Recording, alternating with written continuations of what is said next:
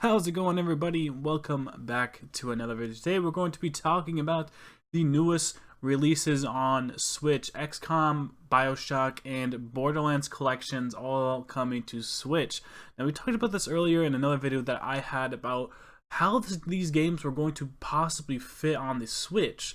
It ended up coming to a lot of people saying, you're going to have extra SD cards, you're going to fill up the storage space in your Switch and need a whole SD card, or you might as well buy an entire separate micro SD card just to fill these games up. Well, we have the actual amount of gigs, the actual amount of data required for all of these games. We're going to go over all of that, and we're going to go over the different versions of Borderlands you can buy. You do not have to buy every single version of the Borderlands. You do not have to buy a Legendary Collection. You can buy them separately. So keep that in mind. I'm not too sure about Bioshock and XCOM, but you can buy the Borderlands games separately. So let's go into these three collections here. This is a little bit crazy in terms of how this is being done. So Borderlands is the biggest offender. So Borderlands is the biggest amount possible that you're going to need.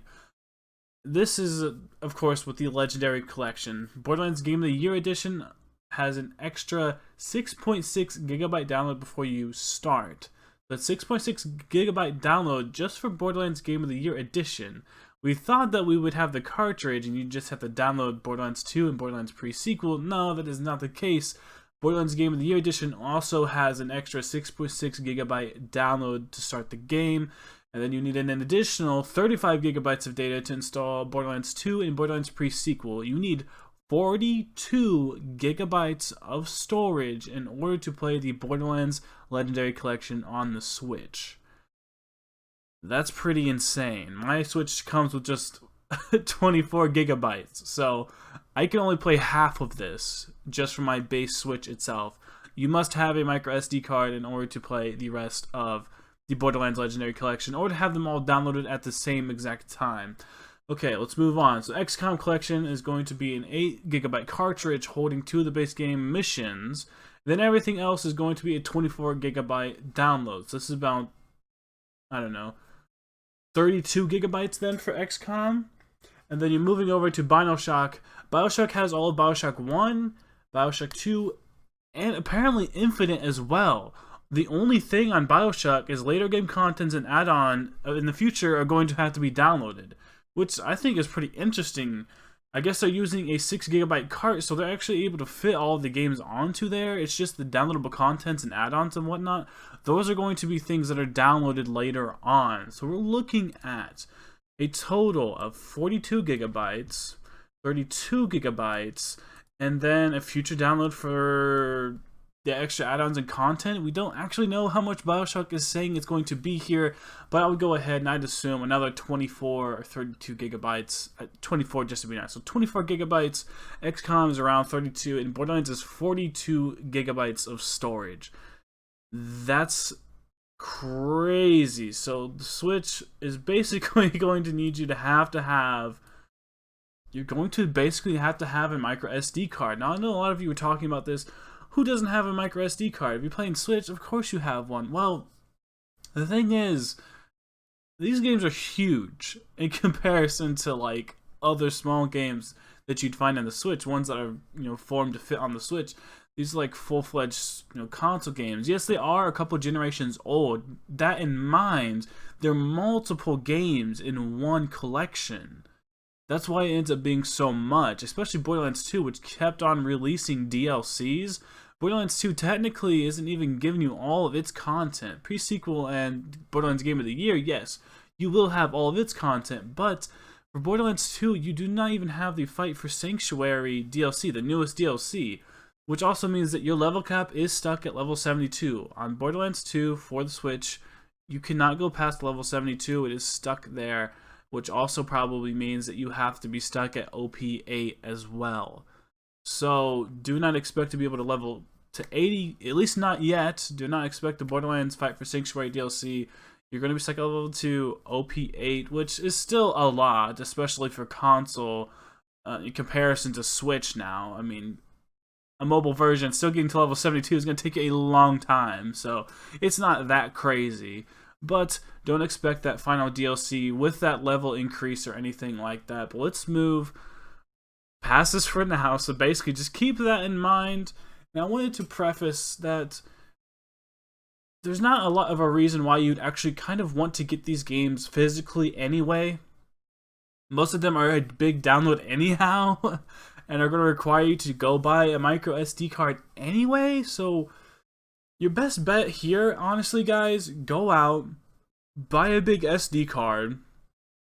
I don't know, a decently sized one. Go ahead and take a look at how much data your Switch holds automatically. I probably need to go out and buy around 42 gigabytes or something like that, just so I can have some storage left over with my other 24, just to hold the whole Borderlands Legendary Collection, or I'm going to have to just download separate games. I can't have them all downloaded at once.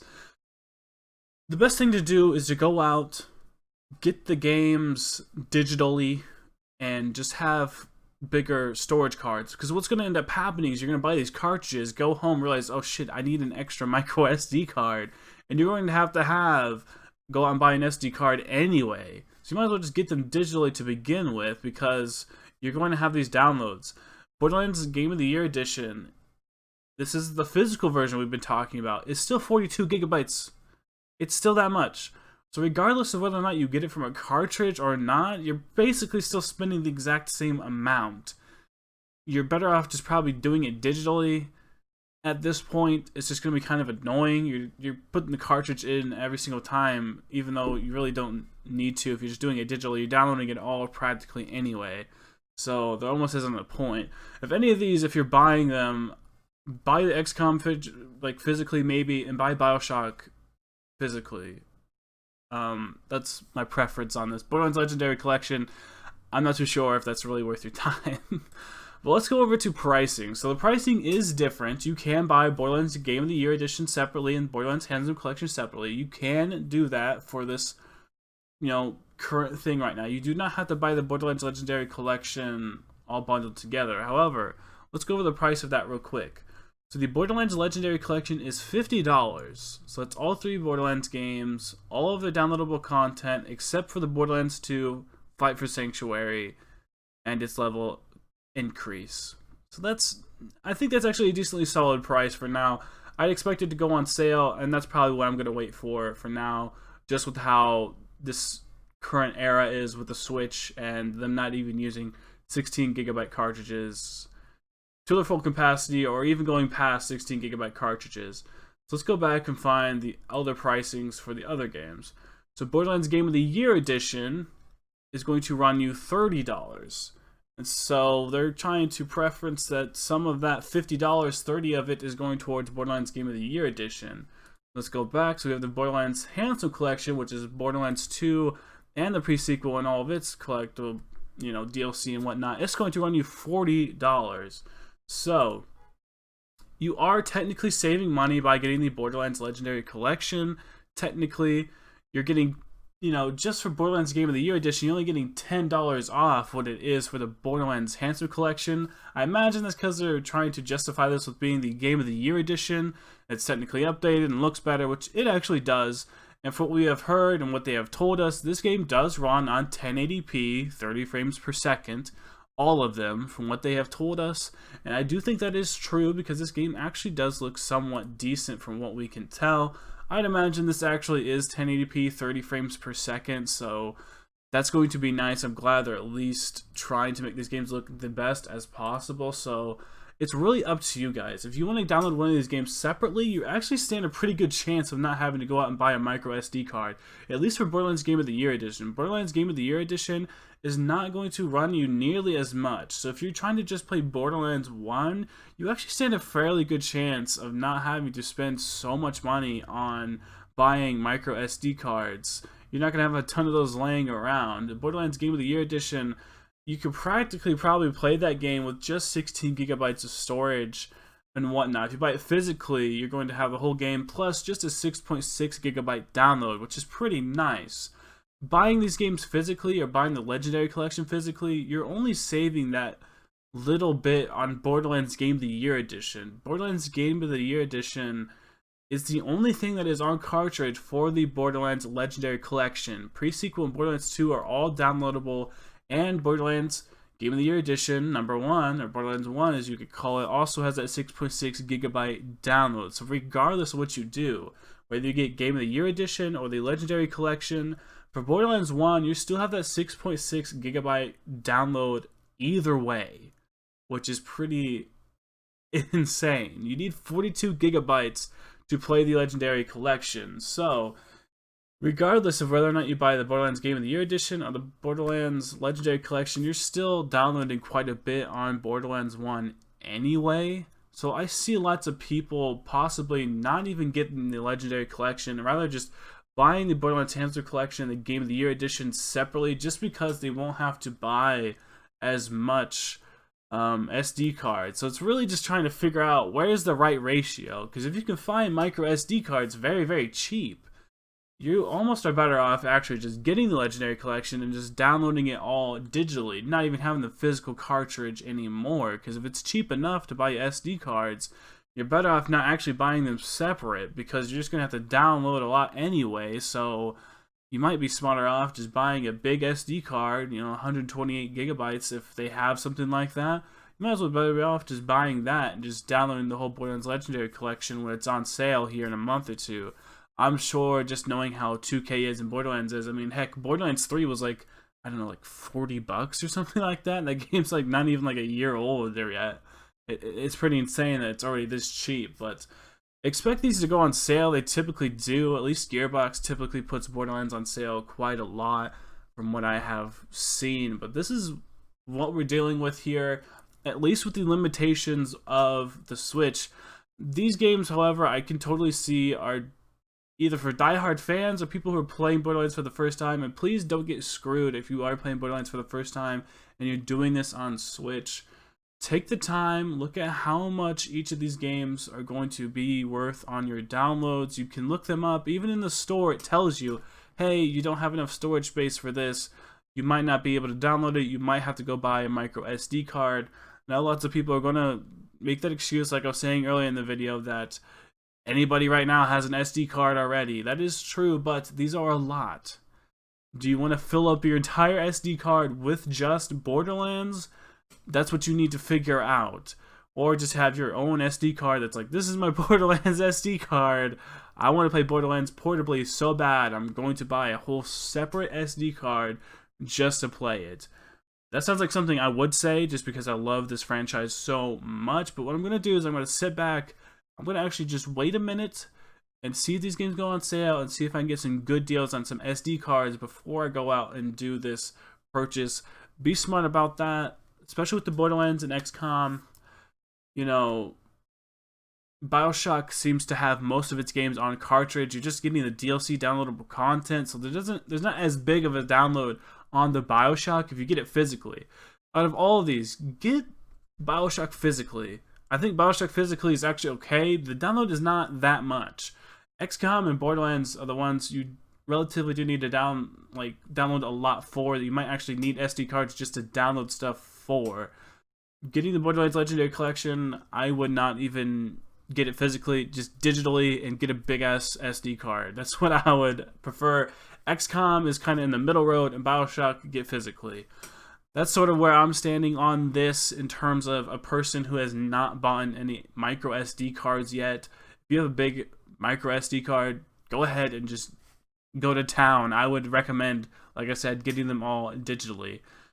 So I feel like I'm kind of ranting here, kind of losing things to say, but I think overall, that's just about all we can totally say about this in terms of what the Switch is and the limitations with 16 gigabyte cards.